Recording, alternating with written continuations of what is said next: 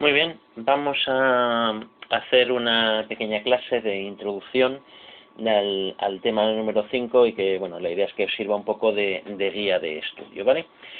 Bueno, estos son los contenidos del tema. Realmente en este tema lo que vamos a ver es cómo se eligen las distintas señales que se utilizan en la transmisión digital, ¿de acuerdo? En el tema anterior hemos visto que los bits de información que queremos transmitir pues se agrupan en lo que llamamos símbolos, ¿vale?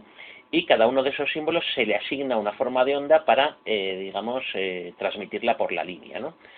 De tal forma que, bueno, pues en un cierto momento hay que elegir qué señales son las que vamos a utilizar, ¿no? Y en este tema, precisamente, pues lo que vamos a hablar es qué señales son buenas, qué señales son malas y con qué criterios se pueden elegir, ¿no?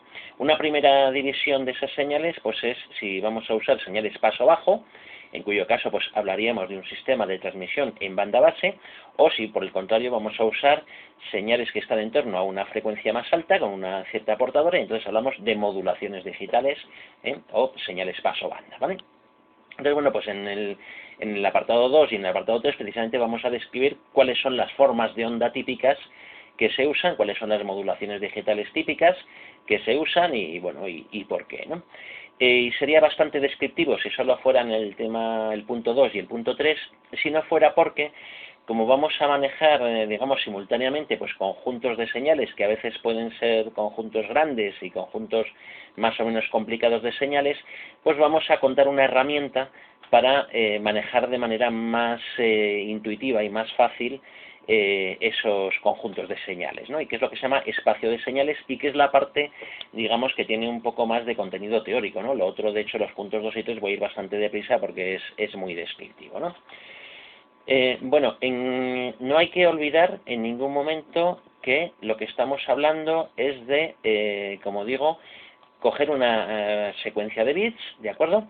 Agruparlos de K en K, ¿de acuerdo? Formando unos símbolos y cada símbolo tendrá K bits. No uséis otra letra que no sea K para el tamaño del símbolo, ¿de acuerdo? Los bits se agrupan de K en K y entonces eso da lugar a M igual a 2 elevado a K posibles símbolos distintos. Entonces nos va a hacer falta, digamos, definir, cuando tengamos un sistema de transmisión digital en el que hayamos hecho esta agrupación de K en K, pues tendremos que definir M señales diferentes para definir cada uno de los M símbolos de ese alfabeto, ¿vale?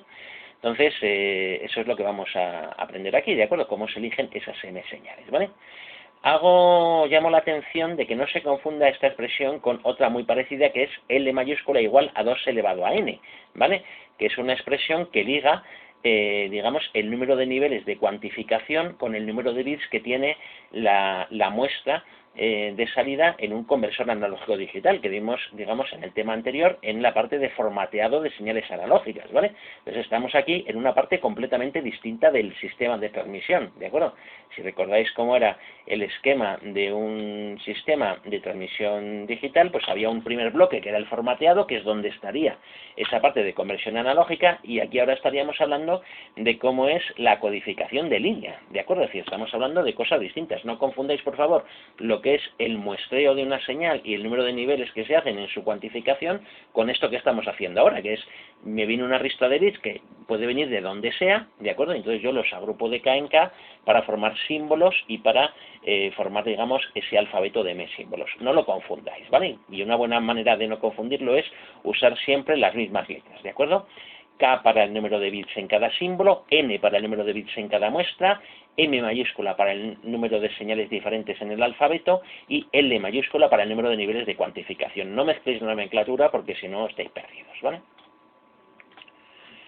Bueno, empezando por el primero de los puntos, que es el punto de espacio de señal, realmente solo hay que decir una idea, ¿no? Que es que las señales son vectores. La verdad que dicho esto, ¿de acuerdo? Si me creéis en esa afirmación, pues prácticamente todo lo demás que tiene el punto, pues es conocido, porque vosotros sabéis de espacios vectoriales, ¿de acuerdo? Y lo único que es, pues digamos, hacer una lectura de las propiedades de espacios vectoriales desde el punto de vista de considerar las señales como elementos de ese espacio, ¿no? Que las señales son vectores se deduce en cuanto uno repasa sus conocimientos de espacios vectoriales y recuerda que es una estructura algebraica ¿de acuerdo? En la que tienen que cumplirse una serie de propiedades, como la conmutativa, asociativa, elemento opuesto, no sé qué, y de unos elementos que vamos a llamar vectores, que son en este caso las señales, ¿de acuerdo? Y un cuerpo de escalares, ¿vale? Que pueden ser los números reales o los números complejos, ¿de acuerdo? Y que, bueno, pues existe la operación de multiplicación de un escalar por un vector, que es multiplicar una señal por un número, ¿de acuerdo? Y bueno, pues uno hace las cuentas y resulta que cumple todas las propiedades para ser espacio vectorial. Entonces, a partir de ahora, pues para nosotros las señales las consideraremos vectores, ¿de acuerdo? Es decir, miembros de un espacio vectorial. Y todo lo que sabéis de vectores se puede aplicar aquí. Esa es la idea principal, ¿vale? Lo demás es un poco por repasar lo que sabemos de vectores, ¿no? Por ejemplo, si nosotros cogemos un número de vectores de señales, ¿de acuerdo?, que sean linealmente independientes entre sí, es decir, que no se pueda escribir una de las señales como combinación lineal de las demás, ¿de acuerdo?, pues decimos que ese conjunto de vectores expanden un subespacio vectorial, es decir, podemos definir el conjunto de todas las señales S que se pueden poner como combinación lineal de esas señales de la base, ¿no? Es decir, todas las señales S que se pueden escribir como un cierto coeficiente C sub 1 por la primera señal de la base, más C sub 2 por la segunda señal, más etcétera, ¿de acuerdo? Todos los elementos que tenga la base, ¿de acuerdo? Pues todas las señales que se pueden escribir dando valores distintos a las constantes, resulta que forman un subespacio vectorial, ¿de acuerdo? Entonces, ese subespacio vectorial, pues tiene una base que es la formada por esas señales de partida, ¿de acuerdo? Y una vez que tenemos una base, pues nosotros podemos expresar el vector como simplemente las coordenadas respecto a esa base, que no son nada más que los coeficientes C sub 1, C sub 2, por las que hay que multiplicar las funciones de la base para que nos dé la señal S concreta, ¿vale? No es nada nuevo, es lo que ya conocéis de espacios vectoriales, ¿de acuerdo? Simplemente, la único matiz es que ahora los vectores son funciones, ¿de acuerdo? Pero nada más, ¿de acuerdo? Por ejemplo, ¿de acuerdo? Un ejemplo muy típico, ¿no?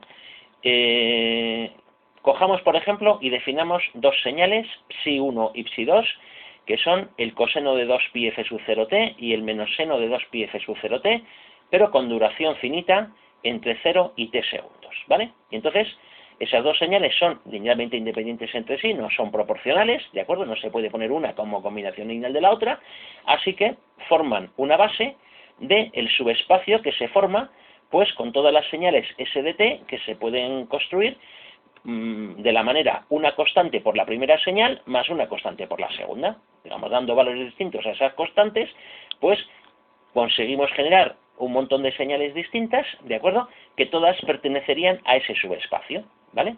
En concreto, se pueden formar con ese mecanismo, digamos, de dar valores a S sub i y a S sub q, se pueden formar cualquier sinusoide de frecuencia f0 y de duración t segundos, ¿de acuerdo? Ese subespacio pues estaría formado por todas esas sinusoides y cualquiera de esas sinusoides pues se puede representar como un punto, ¿de acuerdo?, de coordenadas S sub i, S sub q, ¿de acuerdo? Fijaros que esto se parece mucho, es que es de facto prácticamente pues las componentes I y Q de una señal que ya hemos visto en temas anteriores y que, bueno, pues por tanto lo que nos damos cuenta es que ya hemos estado usando ese concepto de espacio de señal sin haberlo formalizado tanto, ¿vale? Entonces, una vez que yo he definido esa base, pues una cosa que aparece es la dimensión del espacio, que es el número de señales que tiene esa base, y en este caso son dos, ¿de acuerdo? Porque solo hay dos señales, pues ese es un espacio de dimensión 2 y por eso pues lo puedo representar en un plano, ¿vale? Puedo hacer la analogía y pintar cada punto de coordenadas, repito, S sub i, S sub q, pues en un plano. Si fuera un espacio con tres funciones en la base, pues sería de dimensión 3, etcétera, puede ser de cualquier dimensión, ¿vale? Entonces nosotros cuando trabajamos con modulaciones digitales, pues vamos a trabajar siempre dentro de un determinado subespacio, ¿vale? Vamos a elegir una base, ¿de acuerdo? Y todas las señales que vamos a elegir para representar los distintos m símbolos del alfabeto, pues van a ser señales dentro de ese subespacio, ¿vale? Entonces, como veis aquí, una vez que yo he definido la base, cada señal representa, o se puede representar por un punto, ¿de acuerdo? Unas coordenadas concretas, pues, en este caso S sub i y S sub q, concretas me dan esa sinusoide concreta de duración t sub 0 segundos, ¿vale? Si Si manejo m señales distintas, pues tendré lo que llamamos, es un conjunto de puntos, será un conjunto de puntos, un dibujo formado por un conjunto de puntos y, bueno, pues se le ha dado el nombre de constelación, ¿de acuerdo? Bueno, pues eso es el espacio vectorial de señales, ¿de acuerdo? Podemos complicar un poquito más la cosa si hablamos del espacio euclídeo de señales, ¿de acuerdo? El espacio euclídeo de señales, pues, se forma, sin más que añadir, una operación de producto escalar al espacio vectorial, ¿de acuerdo? Entonces, esto sí que es igual un poquito más raro cómo se define el producto escalar, porque, bueno, pues hay distintas maneras de definirlo, igual cuando lo habéis leído alguien se ha preguntado por qué se define de esta manera, y bueno, quizás la contestación es que hay distintas maneras o distintos productos escalares que se pueden definir, pero la experiencia ha demostrado que este es el que resulta ser más útil, ¿vale? Entonces, como buen producto escalar, que lo representaremos a partir de ahora con esos paréntesis así en ángulo para distinguir de la multiplicación directa de dos señales, ¿no? Que es con el punto, ¿no? Pues lo describiremos como la integral de 0 a t del producto de las dos señales, ¿de acuerdo? Y como resultado no me da un vector, no me da una señal, sino un escalar, un número, ¿vale? Entonces, bueno, de esta definición se siguen algunas cosas bastante inmediatas. Por ejemplo, se sigue que si uno quiere calcular la energía de una señal, S, por ejemplo, pues basta con que haga el producto escalar de S por S, ¿de acuerdo? Porque si os dais cuenta, pues eso va a coincidir exactamente con la definición que hicimos de energía de la señal, ¿vale? Otra definición que podemos hacer, la norma de una señal, ¿no? Que a veces también mal llamada módulo de la señal, ¿no? Que bueno, se usa bastante también esa palabra, ¿no? Pues la norma de una señal es la raíz cuadrada de la energía de esa señal, ¿de acuerdo? Por tanto, la raíz cuadrada del producto escalar de ella por ella misma, ¿vale? ¿Por qué es interesante la norma de una señal? Pues porque me permite también definir el concepto de distancia, ¿vale? Que también es, digamos, una definición bastante habitual porque es el módulo, la norma, ¿de acuerdo?, de la diferencia entre dos señales, ¿de acuerdo? Si yo tengo R y S, pues construyo el vector R menos S y la norma de ese vector, el módulo de ese vector, pues me va a dar la distancia entre esas señales, ¿vale? Este es un concepto muy importante porque en comunicaciones digitales nos va a interesar que las distancias entre las señales sean grandes, porque lo que queremos, una de las cosas que queremos es que las señales sean fáciles de distinguir en el receptor, ¿de acuerdo? Entonces, para que el receptor las distinga fácilmente unas de otras, que eso hablaremos en el tema 6 precisamente de este problema, ¿de acuerdo? Pues lo que importará sea que las señales sean lo más distintas posibles entre sí, ¿de acuerdo? Y que las señales sean distintas significa que su distancia es grande, ¿vale? Por tanto, pues vamos a, digamos, utilizar un poco esta geometría para calcular esas distancias y calcular así, digamos, cómo de diferentes son unas señales y otras, ¿vale? Bueno, asociado al producto escalar se define también el concepto de ortogonalidad, ¿de acuerdo?, que es cuando el producto escalar entre dos señales pues vale 0, ¿vale? Entonces, esto es muy útil sobre todo para hacer bases, ¿no? Cuando se trabaja con un espacio vectorial, pues es muy deseable que la base sea ortogonal, es decir, que esté formada por vectores que todos sean ortogonales entre sí, ¿no? Y todavía mejor si además es ortonormal, que significa que además de ser ortogonal, encima la norma de todos los vectores es 1, ¿no? Eso ya es lo mejor que se puede tener como base, ¿no? Pero bueno, eso no es tan necesario, se trabaja a veces con bases que no son ortonormales, pero por lo menos que sea ortogonal, ¿no? La verdad que si trabajáis con una base que no sea ortogonal, pues todo se complica, ¿no? Todas nuestras bases siempre trabajamos con bases que son ortogonales siempre, ¿vale? ¿Qué más cosas se pueden usar? Bueno, pues por ejemplo, la famosa fórmula que conocéis de siempre del producto escalar, ¿no? Que el producto escalar entre dos señales es el módulo de uno por el módulo de otro por el coseno del ángulo que forman, ¿no? Efectivamente, esa expresión también se puede usar aquí, ¿de acuerdo? Y de hecho, pues, se puede usar para definir precisamente el ángulo entre las señales, ¿de acuerdo? Y que tiene la interpretación geométrica del coseno del ángulo, ¿de acuerdo? Si lo representáis como hemos hecho hace un momento en un plano, por ejemplo, las señales usando una base ortonormal, etcétera, pues resulta que, digamos, pues que tiene la interpretación geométrica tradicional de lo que es el coseno de un ángulo, ¿no? Aunque nosotros, en el ámbito de señales, solemos hablar más de coeficiente de correlación, ¿vale? En vez de coseno de phi, lo llamamos más coeficiente de correlación entre R y S, pero insisto que geométricamente tiene esa interpretación, ¿vale?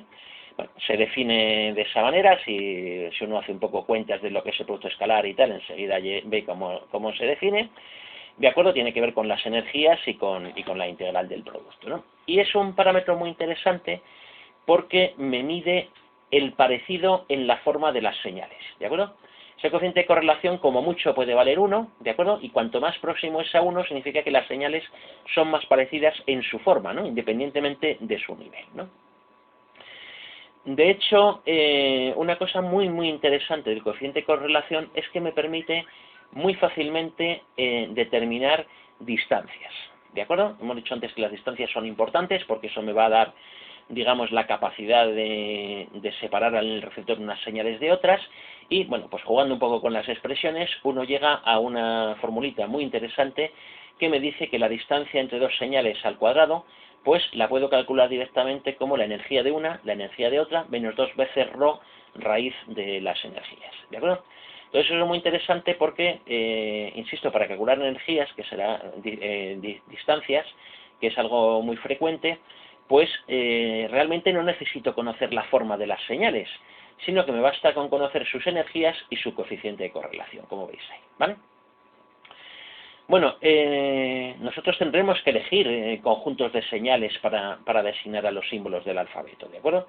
Entonces, como ya he dicho, lo que me interesará será coger señales que su distancia sea grande, ¿vale? Y entonces, pues eso lo haré normalmente buscando, si os dais cuenta cómo es la expresión de la distancia, buscando valores de ρ que sean pequeños, ¿no? Conjuntos de señales donde el ρ sea lo más pequeño posible, ¿no? Por ejemplo, se pueden buscar conjuntos de señales donde ρ sea 0. Y entonces hablamos de que estamos utilizando una codificación ortogonal, ¿vale?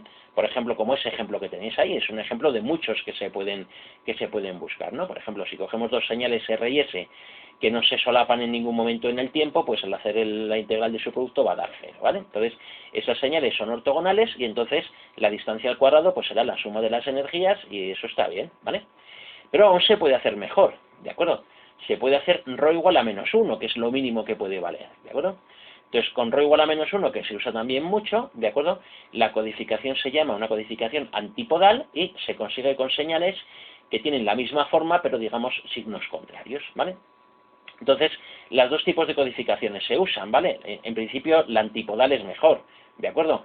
Pero tiene un pequeño inconveniente y es que antipodales solo se pueden buscar dos señales, ¿no? Que sean antipodales entre sí, ¿de acuerdo? Mientras que ortogonales uno puede buscar 200 señales que sean todas ortogonales entre sí sin problema, ¿vale? Entonces, por eso, pues a veces se usan codificaciones ortogonales y a veces antipodales, las dos se usan.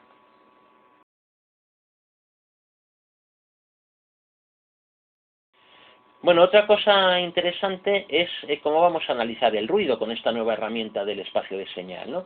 Porque vamos a analizar los sistemas en ruido, ¿no? En particular, en el tema siguiente, en el tema 6, vamos a calcular las prestaciones que tienen los sistemas en ambientes con ruido y precisamente estudiaremos cómo los receptores operan en esos ambientes con ruido, ¿no? Entonces, bueno, ahí hay una disquisición teórica en los apuntes y tal, que lo podéis echar un vistazo, pero la idea principal es que el ruido es un vector más del subespacio. Es decir, si nosotros transmitimos una cierta señal, por ejemplo, ahí tenéis una constelación que tiene 4 señales ideales, lo que llamamos las señales S sub K, ¿de acuerdo? S sub 1, S sub 2, S sub 3, S sub 4, las 4 señales, digamos, del alfabeto, o S sub I también, por no usar la K, ¿de acuerdo? Del alfabeto, pues las señales que llegan al otro extremo, pues si están contaminadas por ruido, serán las que hemos mandado en el transmisor, más un cierto vector que tendrá sus componentes, ¿de acuerdo? En los ejes coordenados del espacio, estamos también dibujando un espacio de dimensión 2, pero podría ser con más dimensiones, ¿de acuerdo? Pues será un vector aleatorio de ruido que será distinto con cada transmisión, ¿de acuerdo? Entonces, como en cada símbolo que transmites, pues la señal será diferente, pues normalmente el punto en el extremo receptor pues no va a ser siempre el mismo, sino que se va a producir esas pequeñas nubes de puntos donde el ruido que se ha sumado en cada transmisión individual de un símbolo pues ha sido aleatorio, ¿no? Entonces, por ejemplo, si es un ruido gaussiano, pues a nadie le extrañará que será un vector aleatorio n, ¿de acuerdo? Que tendrá unas componentes, I y Q, por ejemplo, que serán gaussianas, será una variable aleatoria gaussiana, como I y como Q, ¿vale? Entonces se forman estas especies de nubes, estas especies de clústeres, ¿de acuerdo? Y que, bueno, pues son muy ilustrativos, ¿no? A una persona entrenada, pues simplemente mirando la forma de esos clústeres, ahí tenéis algunos ejemplos en los apuntes, pues uno puede saber, como digo, si está un poco entrenado, el tipo de efecto que ha sufrido la señal, ¿de acuerdo? O sea, ha sufrido ruido de fase, ruido aditivo, una interferencia, un desequilibrio, etcétera. Hay muchas cosas, digamos, pues que producen, digamos, dejan una marca distinta en la degradación que producen en la constelación, ¿vale? Y hablando precisamente de degradación de la constelación, pues se define cuando ocurren este tipo de cosas, ¿no? Que siempre, ¿no? Lo que se recibe, la constelación que se recibe no es exactamente igual que la que se mandó, sino que ha habido problemas por el camino, ¿de acuerdo? Ha habido efectos de todo tipo, ¿no? No solo ruidos, sino, como digo, interferencias, desequilibrios, ruido de fase, etcétera. Pues se recibe una constelación que los puntos no están donde deberían, ¿de acuerdo? Están dispersos o están en puntos erróneos, ¿de acuerdo? Con la posición ideal que deberían tener, ¿no? Entonces, es muy interesante medir esta degradación de alguna manera, ¿no? Entonces hay un par de parámetros que se usan, ¿de acuerdo? La MER y la EVM, los dos se usan mucho, ¿de acuerdo? A mí me gusta más la MER, sobre todo porque la EVM hay definiciones distintas en distintos libros y es un poco más equívoca, y la MER además está en decibelios, pero la verdad es que los dos se usan, ¿vale? Los dos se usan, ¿no? Entonces, tanto la EVM como la MER lo que hacen es determinar para cada señal recibida, de acuerdo, que se ha recibido y que no está en su posición ideal, pues definen el vector error, ¿de acuerdo? Y entonces lo que se trata, por ejemplo, la MER, lo que se trata es de calcular el cociente entre la potencia de la señal útil y la potencia de los errores, ¿de acuerdo? Eso se puede hacer con energías, con potencias, con normas al cuadrado, me da igual, ¿de acuerdo? Mientras se exprese en decibelios la relación energética que hay entre la señal y el error, ¿de acuerdo? Se hacen las cuentas, ¿de acuerdo? Se mandan, por ejemplo, esto típicamente se hace mandando 1.000.000 de símbolos, ¿de acuerdo? Y entonces se cuenta para ese 1.000.000 de símbolos cuál es la potencia en cada símbolo, la potencia de señal en la parte ideal que ha llegado de ese símbolo y la parte, o la norma al cuadrado, por ejemplo, como está ahí, del vector error, ¿vale? Es una expresión que es un poco más complicada de usar de lo que parece, entonces yo para esto lo mejor que recomiendo es hacer el ejercicio que hemos subido también resuelto con una presentación, de acuerdo, que está ahí en el Moodle, porque es donde se explica realmente cómo se hace este cálculo. Una cosa importante, por ejemplo, es que hay que comparar con la constelación ideal, ¿no? Y la constelación ideal es una que tiene la misma forma que la que se mandó, pero no necesariamente la misma amplitud, ¿de acuerdo? Sino que, evidentemente, en la transmisión pues ha habido una constante multiplicativa, puede haber habido una ganancia, puede haber habido una atenuación, y entonces la constelación que se reciba pues estará escalada respecto a la que se mandó. Entonces la primera cosa que hay que hacer, digamos, es determinar cuál es la constelación ideal a la que nos tenemos que comparar, ¿no? Cuál es ese factor de escala que es precisamente pues el que más se ajuste a la nube de puntos que hemos recibido, ¿vale? Vale, insisto, os encomiendo a que veáis el problema ese resuelto, que creo que es bastante ilustrativo, ¿vale? Y con esto pues ya está un poco descrita toda la herramienta matemática, ¿vale? Lo único que se hace luego a continuación pues es, aprovechando esa herramienta, describir un poco cómo son las señales de banda base y las señales de modulación, ¿vale? En concreto, las formas de onda de banda base, pues la verdad que son muy sencillas, porque, bueno, normalmente son todo pulsos, y bueno, el punto, que este ya es el punto 2, pues está estructurado en la manera que hay una serie de propiedades que, por así decirlo, en qué nos tenemos que fijar, ¿no? A la hora de elegir una forma de onda, qué tipo de propiedades son buenas, qué tipo de propiedades son malas. Ahí están descritas pues hasta 8 propiedades, ¿de acuerdo? Son bastante sencillas de leer, y bueno, pues aquí tenéis una serie de señales que se usan en la práctica y que, bueno, pues como suele pasar siempre, pues las que son buenas en la propiedad número 1 pues son malas en la propiedad número 2, etcétera, ¿de acuerdo? Entonces, bueno, pues por eso se usan varias, ¿no? Si hubiera una que fuera buena en todo, pues sería la que se usaría siempre y ya está, ¿no? Pero si hay muchas señales, porque a veces nos interesa, yo qué sé, fomentar que sea fácil de recuperar el reloj, y otras veces nos interesa a lo mejor que sea más robusta frente a ruido. Entonces, en función de eso, pues se elige una u otra, ¿no? Sí que me gustaría señalar de toda esa lista de propiedades 2 cosas, ¿de acuerdo?, que creo que son interesantes. Cuando se hace la descripción de la potencia media de las señales, pues se saca una formulita que es muy interesante y que es muy útil para hacer problemas, para hacer ejercicios, ¿vale? Entonces no sé si está en el formulario oficial, pero si no está os recomiendo que la aprendáis, ¿vale? Que nos relaciona la potencia media de una señal con la energía promedio que tiene cada bit, ¿vale? La verdad que la idea es muy sencilla, la potencia son julios por segundo, ¿de acuerdo?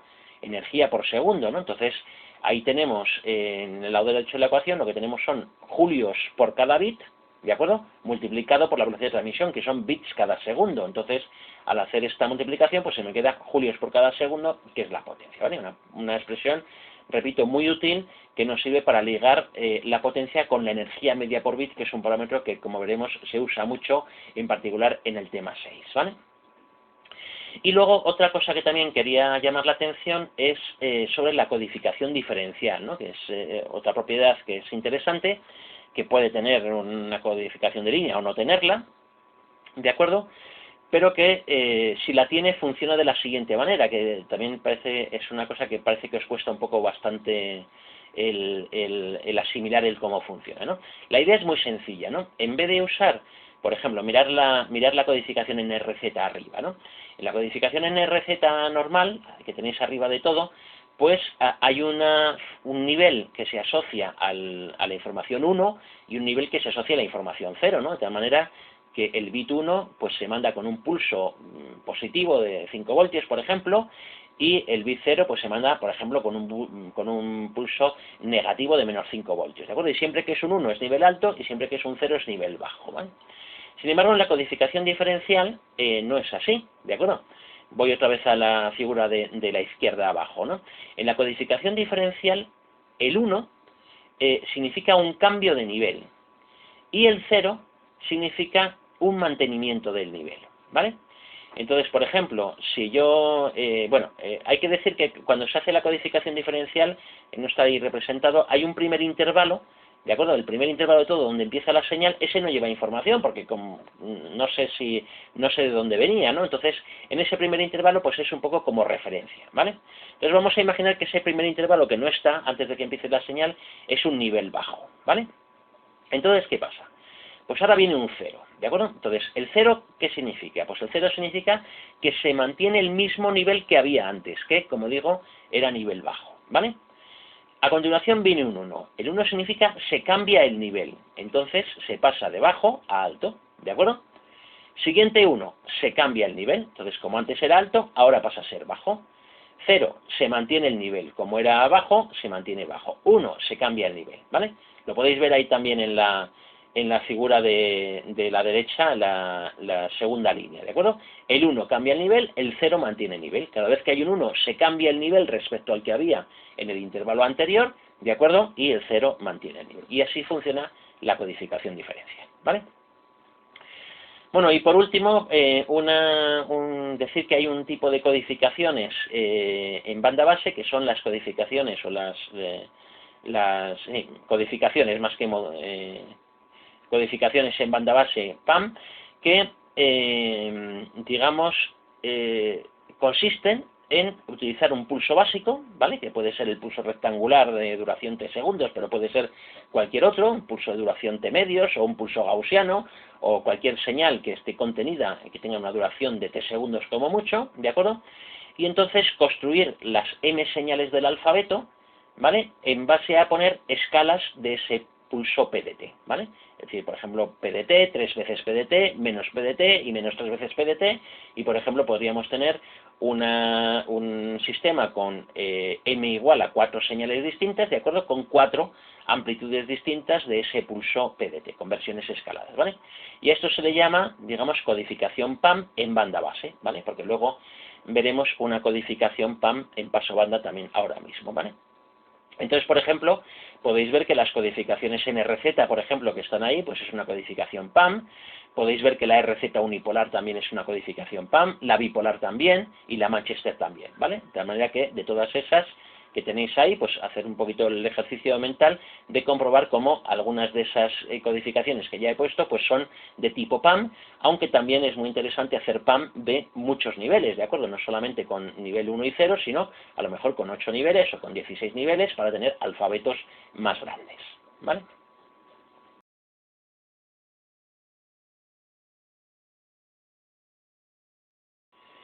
Bueno, y lo mismo para la misma idea para las señales pasobanda, ¿de acuerdo? Las modulaciones, ¿no? Lo que llamamos modulaciones, ¿no? Entonces, las propiedades, la verdad es que son muy similares a las de banda base, lo que interesa o lo que no interesa, ¿vale? Quizás con la salvedad de dos cosas, ¿vale? Dos cosas. Una cosa es la idea del ancho de banda ocupado, que para el caso de modulaciones cobra todavía más importancia que para el caso en banda base, ¿vale? Y entonces, en el caso de modulaciones, como es un parámetro muy importante, pues vamos a definir una cosa que llamamos la eficiencia espectral, ¿de acuerdo? Que es el cociente, en un sistema cualquiera, pues miramos la velocidad de transmisión que tiene y miramos el ancho de banda de canal que ocupa, ¿de acuerdo? Y entonces el cociente entre esa velocidad de transmisión y ese ancho de banda, pues es la eficiencia espectral, ¿vale? Cuanto más alto sea, mejor, ¿de acuerdo? Significa que podemos meter más bits por segundo en cada hercio de ancho de banda, ¿vale? Entonces, bueno, pues lo defino y en algún momento en el tema se hacen y se dan algunas ideas de cuándo es mejor, cuándo es peor, ahora de hecho hablaremos de ello, ¿vale? Pero realmente este parámetro no lo vamos a ser capaces de calcular bien hasta el tema 7, ¿de acuerdo? En el tema 7 precisamente estudiaremos cómo son las transmisiones en canales con ancho de banda limitado y ahí es donde vamos a calcular la eficiencia espectral de cada modulación, ¿vale? Y otra cosa muy interesante también para las modulaciones es que sean de envolvente constante, ¿de acuerdo? Como por ejemplo ahí tenemos una modulación que sea digamos, de envolvente constante, una modulación de tipo PAM, ¿de acuerdo? Como ahora veremos. Bueno, ¿por qué son interesantes las modulaciones de envolvente constante? Pues por lo mismo que son interesantes las de envolvente constante analógicas, ¿de acuerdo? Las mismas razones, que son la posibilidad de usar amplificadores no lineales, que eso es muy interesante por consumo y por coste, ¿de acuerdo? Y también para contemplar canales en los que la atenuación sea variable con el tiempo, ¿de acuerdo? Os remito también a la parte de modulaciones de envolvente constante de analógico para ver un poco por qué son ventajosas estas modulaciones o en qué entornos son ventajosas estas modulaciones, ¿vale?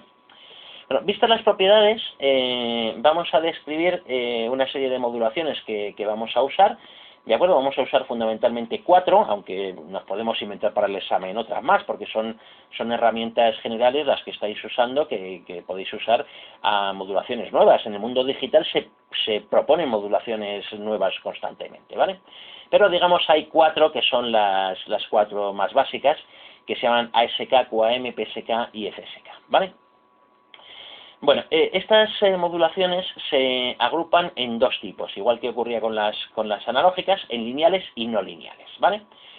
En este caso, lo que es una modulación lineal no está tan claro en la literatura, digamos, hay diversidad de opiniones, ¿vale? Pero lo que yo voy a llamar, o lo que vamos a llamar en esta asignatura modulaciones lineales, es el equivalente o lo mismo, para nosotros es sinónimo, que modulación PAM paso banda, ¿vale? Entonces, una modulación PAM paso banda, una modulación lineal, para nosotros es exactamente lo mismo. Una modulación lineal o PAM paso banda. ¿Y qué es una modulación PAM paso banda? Pues es una modulación en la que las distintas señales del alfabeto responden a la expresión que tenéis ahí, ¿de acuerdo?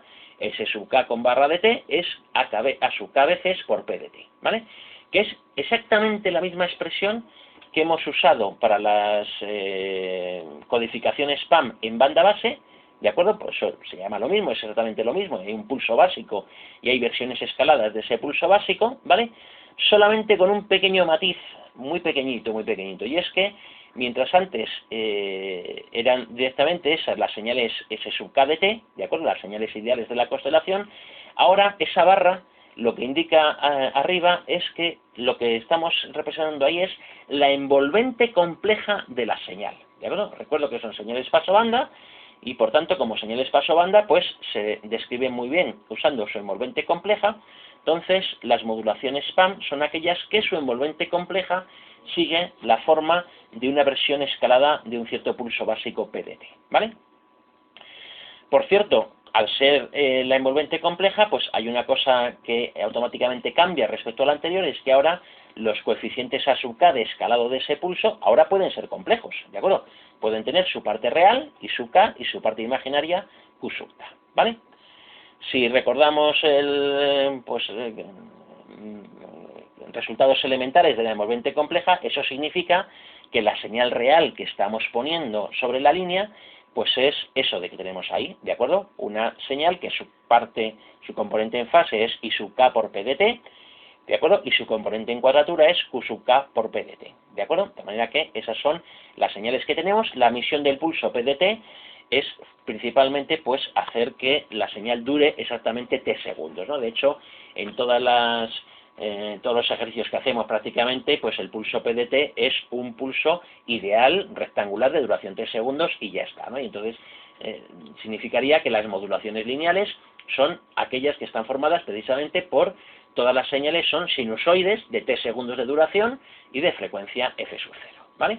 Entonces, bueno, pues dentro de estas hay esas tres de ahí, ASK, QAM y PSK, que dependen simplemente en cómo se elijan las coordenadas, I sub k y Q sub k, cómo se elija la constelación, ¿de acuerdo? Pues se usará la base convencional que ya hemos dicho antes, la que he presentado antes, el coseno y el menos seno, ¿de acuerdo? Y entonces directamente esos I sub k y Q sub k pues nos van a ir dando las coordenadas de los puntos de la constelación. Entonces, según cómo se distribuyan esos puntos, pues tenemos distintas modulaciones con distintas propiedades, ¿vale?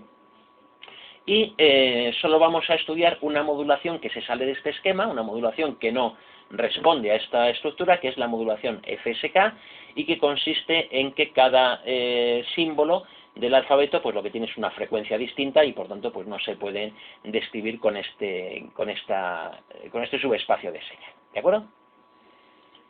Bueno, ahí tenéis, digamos, en los apuntes, pues, estudiadas un poco cada una de las modulaciones, lineales y no lineales, con sus propiedades, ¿de acuerdo? La modulación SK es la más sencilla, siempre se cuenta, no se usa mucho, pero siempre se cuenta al principio porque es muy fácil para introducir los conceptos, ¿vale? Luego están las QAM, que gráficamente se ve muy bien lo que son constelaciones que están formando un cuadrado, ¿vale? Las hay de distintos tamaños, ¿de acuerdo? De 4, 16, 64, etcétera, ¿de acuerdo? Y las PSK que están describiendo pues una circunferencia, si son habas contadas lo que hay, ¿de acuerdo? Entonces, esas son las tres típicas constelaciones que vamos a estudiar. También las PSK las hay de más tamaño, de menos tamaño, con más puntos o con menos puntos, ¿de acuerdo? Y entonces, en estas constelaciones lineales, pues una cosa que se cumple, que es bastante interesante, es que cuantos más puntos tiene la constelación, la eficiencia espectral es mejor. Esto lo afirmamos, aunque ya lo demostraremos en el tema 7, pero lo adelantamos, ¿de acuerdo? Y cuantos menos puntos tiene, mayor es su robustez ante ruido y ante perturbaciones en general, ¿no? Y esto también lo afirmamos, pero realmente lo vamos a demostrar en el tema siguiente, ¿no? La idea es que eso es bastante fácil de ver, ¿no? Si uno pone pocos puntos en la constelación, pues los puntos pueden estar muy separados y entonces pues las señales están al estar más lejos, pues es más fácil para el receptor el distinguirla, ¿no? Fijaros, por ejemplo, ahí la constelación 16 PSK, los puntos están demasiado cerca, de verdad, entonces cualquier pequeño vector de ruido que se sumase o cualquier pequeña perturbación, pues podría hacerme confundir una señal con la de al lado y eso le hace menos tolerante al ruido que si fuera, por ejemplo, solo con 4 puntos, ¿vale? Esa es un poco la idea, ¿no? En las no lineales, pues como ya he dicho, la única que vamos a ver es la FSK, donde en este caso, por ejemplo, es binaria, solo hay dos símbolos, el 1 y el 0, pero podría ser con más símbolos, ¿de acuerdo? Podría ser una 4 FSK, por ejemplo, con 4 frecuencias, designando con una frecuencia cada símbolo distinto, ¿vale? Una cosa interesante de la FSK es que cuál es la mínima separación que puede haber entre frecuencias, ¿de acuerdo? Y bueno, se demuestra que esa separación mínima es 1 partido por 2t, 2 veces el intervalo de símbolo, ¿vale? Y cuando eso se hace se le llama modulación minimum shift gain, ¿de acuerdo? Y que es, bueno, se usa bastante, ¿de acuerdo? En esta modulación FSK es curioso que se invierten las tornas, ¿de acuerdo? Es decir, cuantos más puntos resulta que tiene mejor robustez ante ruido, ¿de acuerdo? Y sin embargo tiene peor eficiencia espectral, ¿no? En este caso lo que se ve fácil es lo de la eficiencia espectral, ¿no? Porque si nosotros ponemos pocos puntos, pues entonces habrá pocas frecuencias y entonces su espectro estará más condensado, ¿no? Si ponemos más puntos en el alfabeto, si tenemos más señales, ¿de acuerdo? Pues necesariamente vamos a necesitar más frecuencias distintas, ¿de acuerdo? Y entonces eso nos va a hacer ocupar más espectro, más ancho de banda y en consecuencia pues vamos a perder eficiencia espectral, ¿vale?